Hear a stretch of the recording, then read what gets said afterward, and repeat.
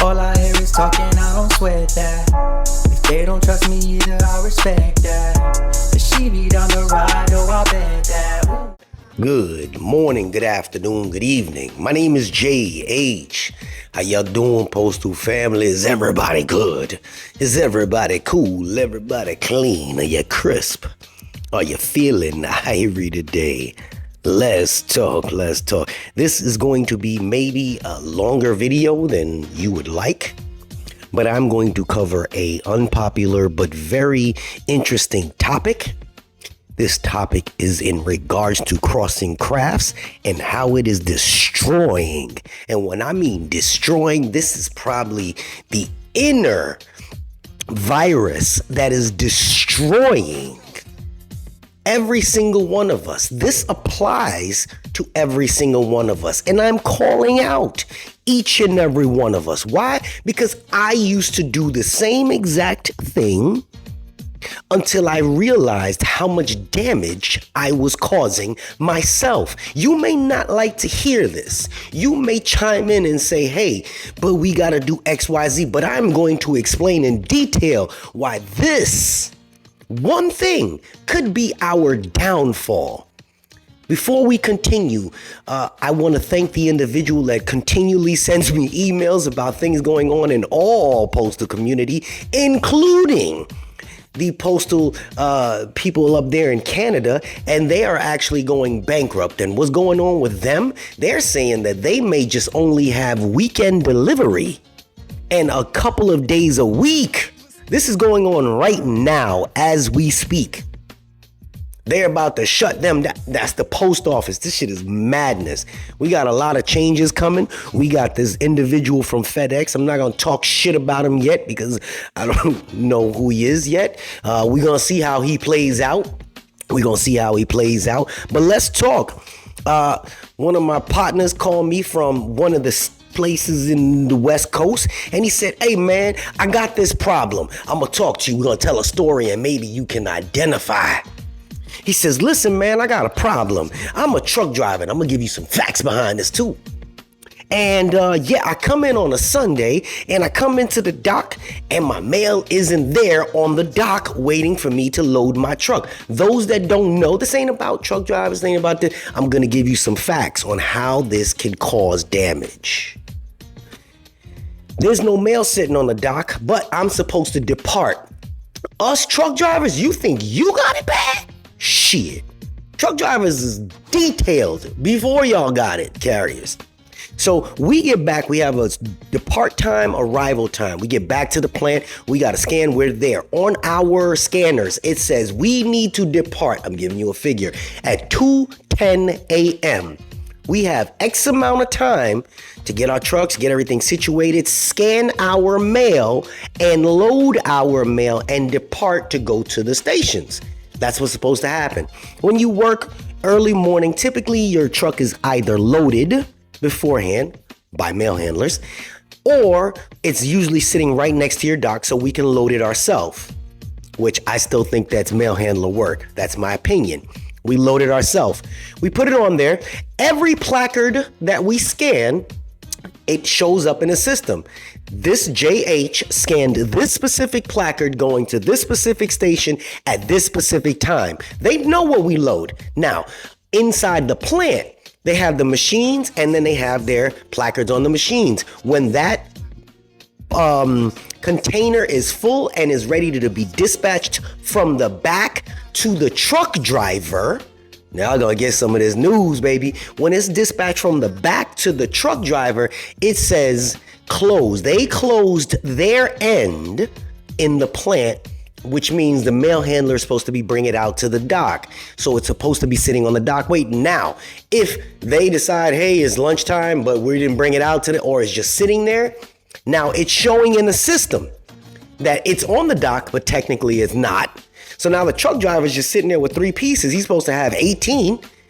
And here's what truck driver A does. Truck driver A says, damn, I gotta leave here in 15 minutes. Where's my mail? Let me go run in the back and see where my mail is. Hey, Jerry, man. Oh yeah, man, just grab a couple pieces, man. I'll push them out with you. Whoa, stop the tape, cousin. Number one, Me, truck driver A, is not supposed to be back there moving a thing that is taking away work from the mail handlers.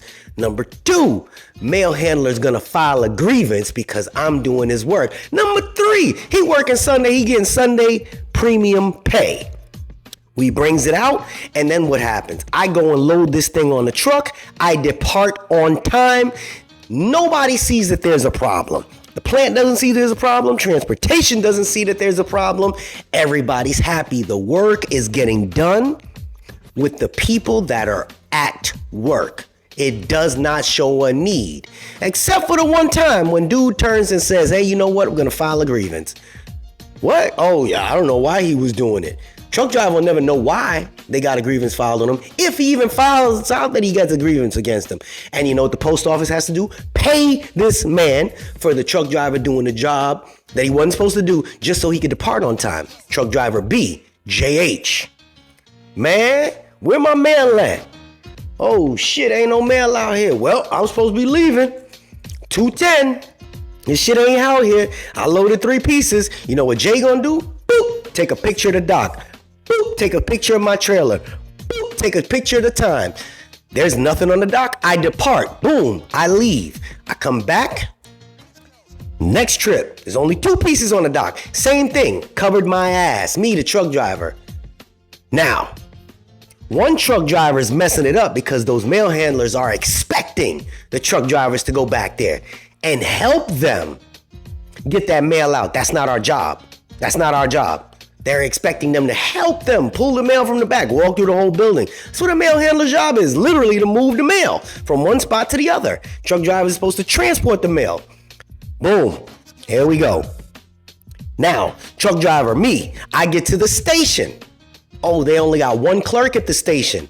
It's a small, cute lady. JH is like, don't worry, shawty, I'm gonna help you move this stuff inside. Nope, I can't do that. Why? Because they're supposed to have a minimum of 2 in case that small, pretty lady cannot move that piece of equipment by herself. But me being Macho Man, I am helping do her work. Screwed up a second time. Truck driver, not supposed to do that. She's gonna say, hey man, the truck driver, this is what's supposed to happen. Truck driver was sitting out there. I could not move the mail. It was too heavy. This cage had nothing but magazines in it. I couldn't move it. The truck driver said he wasn't gonna help push it inside the building. We're late. Now the carriers is upset because all their mail is late. We're talking about it. We're going behind the scenes. Crossing crafts causes a loss of job bids and jobs. There's an erosion of craft boundaries when an employee are forced or allowed to work outside of their assigned craft. It blurs job roles. We're supposed to assist. They say, assist. Okay, yeah, I'll assist you. You push it into my trailer, I can push it in. That's an assistant. I can push it off the dock, I can move it to the side. That's an assist. I'm not putting inside your building. And Jay, like I said, Jay is guilty of it. At the closeouts, they would have a closeout clerk, so they would not move the mail outside to me. I used to go all the way up to the window. I am guilty of it. It causes bid displacement. Career employees lose preferred shift assignments, becoming unassigned regulars who can be and will be moved to any shift, disrupting your own work life and your own work-life balance. Now, this is what's happening, and I don't give props to my plant manager because me and him don't always see eye to eye, but he gave a lot of good information, and this is going to be happening in my plant. People are going to be losing job bids because they show that there is no need for XYZ. If there's no need for XYZ and the work is getting done, why have people do the work? You know what it is there are people doing it. It's just not the people that are assigned to that job. We giving you the raw right now. We giving you facts. You hear about it. You see it. Some of you clerks will sit there. I know this clerk, and I said this story before. I know this clerk at a station. She would take all the new carriers, the CCAs that came in, and if they didn't have work that morning or they came in early, there was a station that you would assign the carrier to come in at 7. This carrier would come in at 7, and the carrier would come in there and help throw parcels. Some of you CCAs have done that. It is not your job to throw parcels. Effectively eliminating the need for the extra clerk. You did their work. Eliminating the need for the extra clerk. At the plant, when stuff like that is done, they're going to say, well, shit, all this work is done. We don't need 5 mail handlers on a Sunday. We only need 4. The mail is getting out there. We see us all getting out on time. But when Jay did it, Jay said, nah, dog. I made my full 8 hours for the day. I did exactly what my job said to do. I departed on time. Then they put the blame. Oh, your driver didn't do this. Your driver didn't do that. No, but Jay covers his ass. Bob, right here, bro. You see the scans. You see the time I departed. You see the doc. There was nothing here. I don't know. I'm not supposed to go to the back. Suppose I get injured pushing something out there. That's not my job. That's no my job. Este brother is no my job. See? And that's not being sarcastic. That's not being combative. That's doing your job. That's it. Don't do other people's work, because effectively you are causing the demise of eliminating bids. I don't need a script for this. This is shit that happens. I did it. Then you get grievances. They exploit the grievances. It's weird, man. My plant paid out so much money to people that did not physically work for it. That drives me bananas. And the reason that a grievance is there is to build up a case to say, hey, you guys will keep paying all this money. Why don't you just hire somebody? But what a lot of the unions will do, they just grieve it and they never fight to get the labor. They just like the money, which fucks everything up. Some employees file grievances when others do their work. It leads to payouts and loss of work opportunities while still benefiting from less labor. You know what? I'm going to get paid more because that driver is going to help me, and I'm still going to file a grievance. So I'm going to effectively get paid more. You see the scam? You see the scam? There's double standards when it comes to this. When the supervisors go out there and do clerk works, or the clerks are running parcels, and sometimes they run behind, and then they file a grievance, and then it's a blame claim. Well, I'm not paying this grievance out. Well, why don't you have somebody? Oh, well, this one didn't show up to work on time. Listen. Who really benefits? The union gets grievance money, management saves on labor, but the workers will end up facing instability like we are going through right at this moment. There are so many comments. Jay, is my job safe? Everybody should be. Listen, 5 years ago when I started this, 6 years actually, when I started talking about it, it was 2019, yeah. I said, man, this is one of the best places that you have job stability. If you don't got nothing else in this place, you got job stability. I can't even say that anymore because we are shooting ourselves in the foot. There's operational chaos. The operation, I know a lot behind the scenes, but then they blame shifting to, it was always, in my place, it's always transportation this, transportation that, the mail delays. If the truck driver loads the mail by themselves because the mail handlers did it, the plant gets blamed for the late dispatches. Because look, I'm going all the way to the back. I'm walking through the building, and if I depart 1 click late, well, no, you can just scan out. I've heard that one before. Scan that you departed. Nope.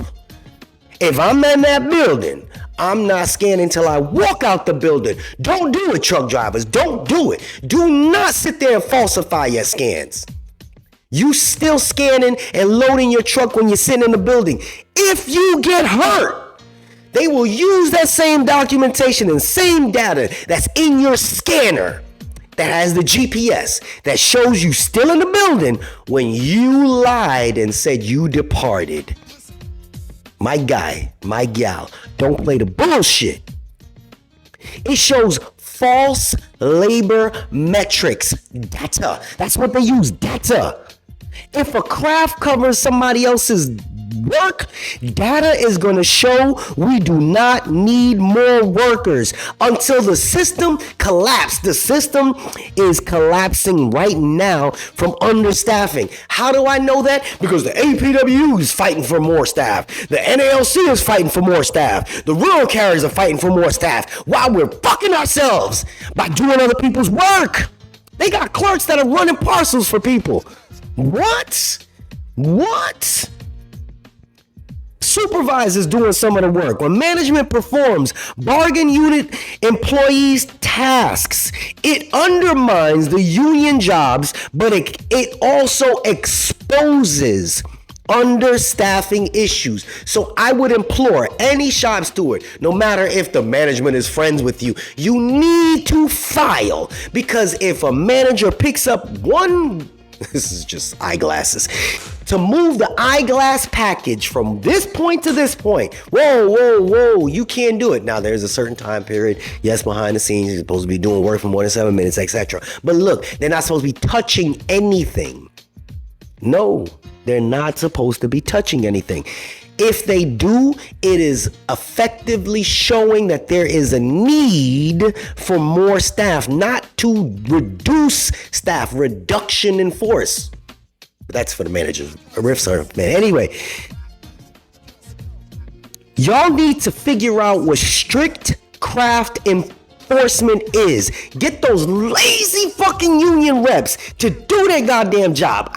One dude from New York come to where I'm at, and his whole purpose, he told him, he said, my job is to file grievances to make sure that this place runs, that my co-workers are getting fair treatment. He came in there with that attitude. That's the type of pit bulls you need.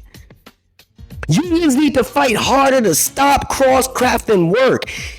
Even if it means more grievances, nah. You need to get the record straight. This is a stack of grievances. Then you need to go to the labor and say, look, for 5 months, this is how much work they've been doing. This is why we need an employee. Force them into bringing labor back. Do the job. Data manipulation. If the mail still goes out while workers are breaking craft rules, management claims they do not need more staff. You understand? That's how it plays. We need transparency when it comes down to staffing needs. Some people don't know the ratio today. There's a ratio of a complement. The complement, like I keep saying, y'all need to check out what the meaning behind it. Example, 10 people work at a station, 10 carriers. They have to have 7 carriers that are career and 3 that are non-career. That is a ratio. That's what I mean by ratio. If they don't have the full complement, and the work is still getting done, if they don't have 10 people hired at your station and the work is still getting done, that effectively eliminates bids, that eliminates jobs, that eliminates you eventually. Carriers will always be needed. Mail handlers, maybe not. Clerks, maybe not. Truck drivers, yeah, we got to move the shit from point A to point B, but why screw each other is my point. If crosscraft is a necessary evil to keep moving the mail, is it going to be the slow death of us? Or is it going to be efficiency?